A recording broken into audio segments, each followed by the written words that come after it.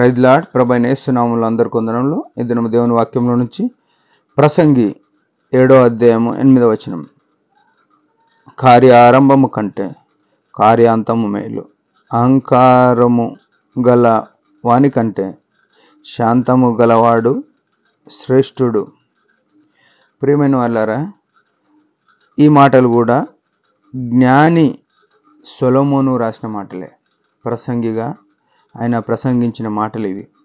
ఏమంటున్నాడు? 7వ అధ్యాయం 8వ వచనంలో కార్య ఆరంభము కంటే కార్యాంతం మేలు అని చెప్తున్నాడు.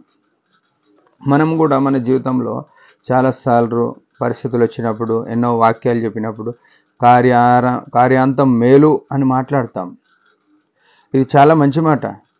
కానీ ఒక విశ్వాసిగా, యేసు ప్రభు రక్తంతో కడగబడిన వ్యక్తిగా నీ జీవితంలో, నా జీవితంలో మన అంతము ఎట్లుండబోతుంది అని మనం గమనించాలి.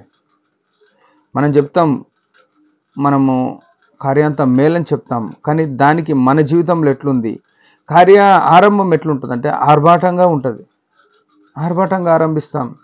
మారు మనసు పొందినాం, బాప్తిస్మ సాక్ష్యం ఇచ్చినాం, ప్రత్యేకమైన కూడిక పెట్టుకున్నాం, ఎంతో ఆరాధన గంభీరంగా చేస్తాం. మొదట్లో వచ్చినప్పుడు పాటలు గంభీరంగా పాడతాం, మందిరానికి సమయానికి వెళ్తాం, రోజు వాక్యం ధ్యానిస్తాం. మారు మనసు పొందిన ఒక నెల రోజుల తర్వాత మన పరిస్థితి ఏంది, ఒక సంవత్సరం తర్వాత మన పరిస్థితి ఏంది ఆలోచన చేస్తే చల్లారిపోయిన జీవితం, దిగజారిపోయిన జీవితం, ఆ ప్రేమను, దేవుని ప్రేమను మరిచిన జీవితం. ప్రేమైన వాళ్ళారా, ఎంత వ్యర్థమైన పరిస్థితుల్లో మనం కొనసాగుతున్నాం మనం ఆలోచన చేయాలి. విచారకరమైన విషయం ఏంటంటే, మనం ఒక మొక్క నాటుతాం, ఒక విత్తనం వేస్తాం, అదేం చేస్తుంది? మనం నీళ్లు పెడతా ఉంటే ఒక వారానికి మొక్క బయటికి వస్తుంది, ఒక 6 నెలలకు కొమ్మలు వచ్చేస్తాయి, ఒక సంవత్సరానికి పువ్వులు, పండ్లు, పిందెలు ఇట్లా వచ్చేస్తుంటాయి. ఇంకా ఒక సంవత్సరాలు గడుస్తుంటే అది చెట్టుగా మారుతుంది, ఇంకా కొన్ని ఏళ్ళుంటే మహావృక్షంగా మారుతుంది. ఒక విశ్వాసి యొక్క జీవితం ఎట్లుంది అని ఆలోచన చేస్తే మహావృక్షంగా ఆరంభమవుతాడు. ఆరాధన గంభీరంగా ఉంటుంది, పాటలు గంభీరంగా ఉంటాయి, మందిరానికి టైంకి వెళ్తాడు, అన్ని మీటింగ్లు ఏంటంటే చురుకుగా పనుకొని, అంటే ఎంతో ఆసక్తిగా ఆరంభమైన మనం విత్తనంగా ప్రారంభం కాము, మహావృక్షంగా ప్రారంభం ఏం చేస్తామంటే దినాలు గడుస్తున్న కొద్ది ఆకులు రాలిపోతాయి, పండ్లు రాలిపోతాయి. అందుకే యేసు ప్రభు అంజూరపు చెట్టు దగ్గర ఫలాలు వెతికినాడు, ఆకులు తప్ప ఫలాలు లేవు. మనం కూడా క్రైస్తవ జీవితంలో చాలాసార్లు పేరుకు బైబిల్ బ్యాగులు, బైబిల్ పట్టుకొని పరిచర్య ఉందని మందిరానికి పోతామని, అంటే మనం ఏం చేస్తామంటే మనం డ్యూటీల కాడ, మనం చేసే ప్రతి పని కాడ మేము ఆదివారం గుడికోతాం, చర్చికోతాం అని సెలవు తీసుకుంటాము. అన్ని దొంగ సెలవులే, మందిరానికి టైంకి పోయేది ఉండదు. ఇది మన కార్యారంభము, కార్యాంతం. వృక్షంలాగా స్టార్ట్ అయిన మనము ఇంకా పెరగాల్సింది పోయి దినాలు గడుస్తున్న కొద్ది మరుగుజ్జులుగా తగ్గిపోయి ఇంకా మోడుగా మారుతున్నాం.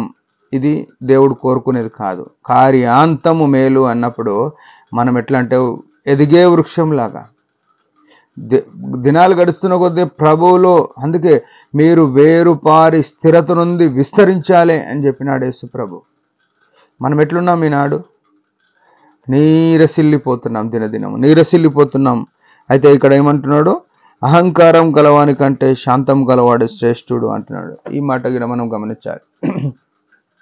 మనము మందిరానికి ఎక్కువ రోజులు అయిన కొద్దిగా మనకేమవుతుందంటే, ఎక్కువ రోజులు అయిన కొద్దిగా మనకు అహంకారం వస్తుంది.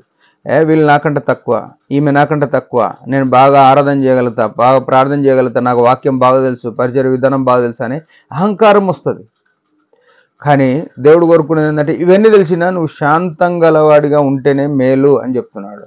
ప్రేమైన వాళ్ళారా, మనం ఎన్నిసార్లు హృదయంలో గర్విస్తలేం, వీళ్ళకన్నా నేను బెస్ట్, వీళ్ళకన్నా నేను బెటరు అని. మన తోటి వాళ్ళని చూసి పరిసయుడు అదే చేసిండు కదా, ఈ సుంకరి వాళ్ళని నేను లేనందుకు స్తోత్రంలో అన్నాడు. మనం అట్లనే ఉంటే మనము నీతిగా తీర్చబడము. సుంకరి నీతిగా తీర్చబడ్డాడు కానీ పరిసయుడు తీర్చబడలే. అన్నీ వేసి మనం అట్లుంటే ప్రయోజనం ఏంది? దేవుడు దాన్ని మనం పరిగణనకు తీసుకొని మనల్ని ఒకనాడు లెక్క అడిగినప్పుడు మనం వెనకబడిపోతాం. మన జీవితాలు మనం పరిచేసుకొని దేవుని మహిమ కొరకుందాం. దేవుడి మాట దీవించును గాక. చిన్న ప్రార్థన. పరమ తండ్రి యేసు ప్రభు నామములో వందనాలు. మేము కూడా కార్యాంతం వరకు నమ్మకంగా ఉన్నట్లు నీ కృపను ఆత్మనీయమని యేసు నామములో ప్రార్థిస్తున్నాం తండ్రి. ఆమేన్.